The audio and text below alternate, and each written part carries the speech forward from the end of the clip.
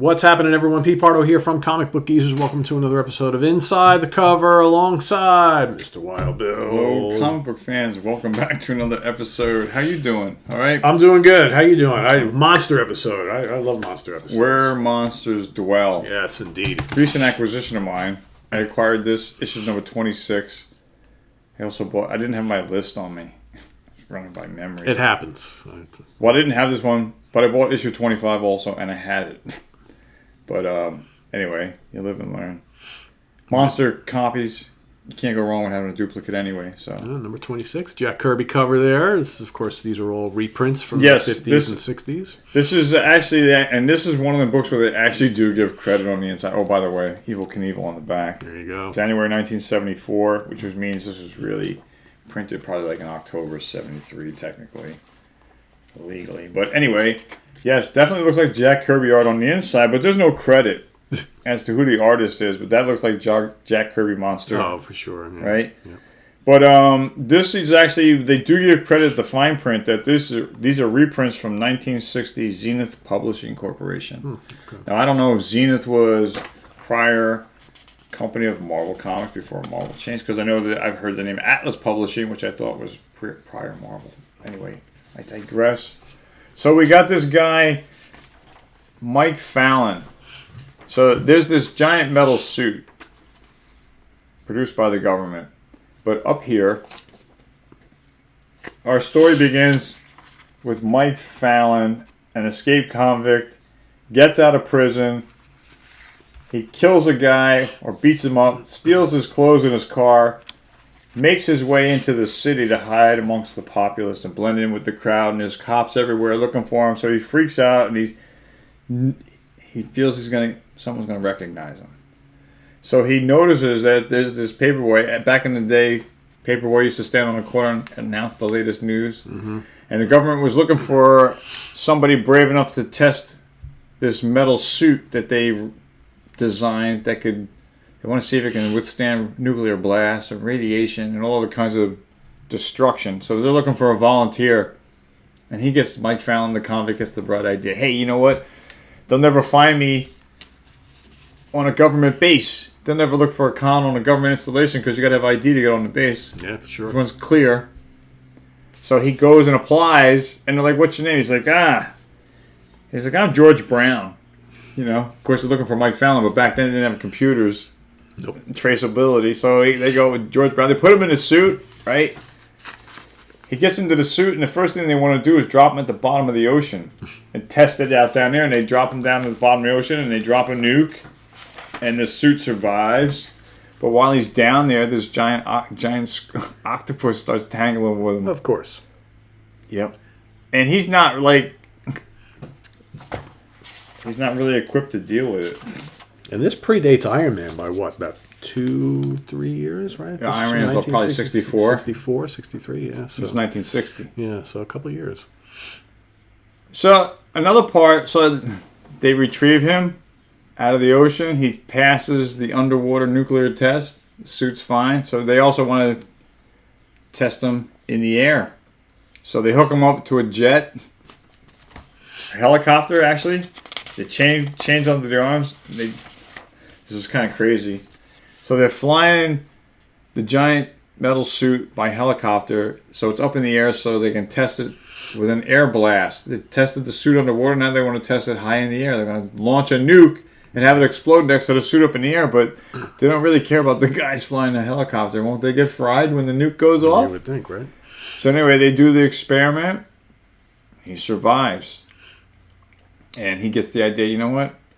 The hell with this pursuit of mankind, this suit and the benefit of mankind. You know what? I'm indestructible in this suit. It's time for me to take over the world, man. Sure, right? That's every story was like this. So he goes under the hatch. He breaks into this bank. He breaks right through the vault, right? He's like, nothing can stop me. And nothing can stop me. He takes over the suit to rule the world, and then he finally tells them, hey, he tells them who he is. And they're like, what the hell are we going to do, man? There's nothing we can do because they can't get into the suit. He can only come out. He's indestructible. So now that he's a wanted fugitive all around the world, and he's causing mayhem everywhere, he notices that he's starting to get sick, right? So was it, possibly it could be the radiation that he was exposed to in these explosions, right? One in the water and one in the air. So he goes to like a local hospital and he tells them, hey, you gotta help me out. And they're like, well, you gotta come out of the suit because you got this incurable disease. Well, you got this disease, and the only way it can be cured is with radiation. So you got to come out of the suit. And he's like, well, hell, if I come out of the suit, I'm going to be apprehended and arrested ASAP, and sent to jail. And he's like, you know what? I'll just stay. What a horrible choice. I got a choice that no other man on this earth has. I stay in the suit. I'm all powerful. But if I come out of the suit, I'm a weakling, and I get arrested. But if I stay in the suit, I'm going to die anyway from lack of medical attention. Right. So a hell of a Twilight Zone twist of fate. Got to walk the earth and figure it out now, right? Yeah. But he can't wait too long to make that decision. No, it's crazy. Yeah. So there you have it. Cliffhanger. Yeah. He's doomed. Yeah, basically. And then we get more ads after that. And then there's another story of The Man Who Followed. This is a weird one. This guy, they write this story. It's you. Over here. That's you. Did you know that? You are a famous inventor in the year 2223. Alrighty then. And you made so much money from your inventions that you like to go hunting. That's one of your passions. You got the time to go hunting. But one of the things you invented was a time machine. So you can go through different time zones, different worlds, different time eras and hunt. And over time, there's nothing that challenges you. You even crossbreed 2 different animals to try and make an animal more challenging for the hunt, like an ape with something else, intelligent but no thrill, boring. So what you decide to do is you check, hey, you know what? Check out them Martian apes down there. I wonder if they'd be fun to hunt, but right now they're so far behind me, they're no challenge. What if I send them forward in time and make them evolve? Make their intelligence evolve. Hey, maybe they'll be worth my time to hunt. So he gets his assistant. Come on, we'll put those apes in my time machine. Help me out here, bud. We'll close the door.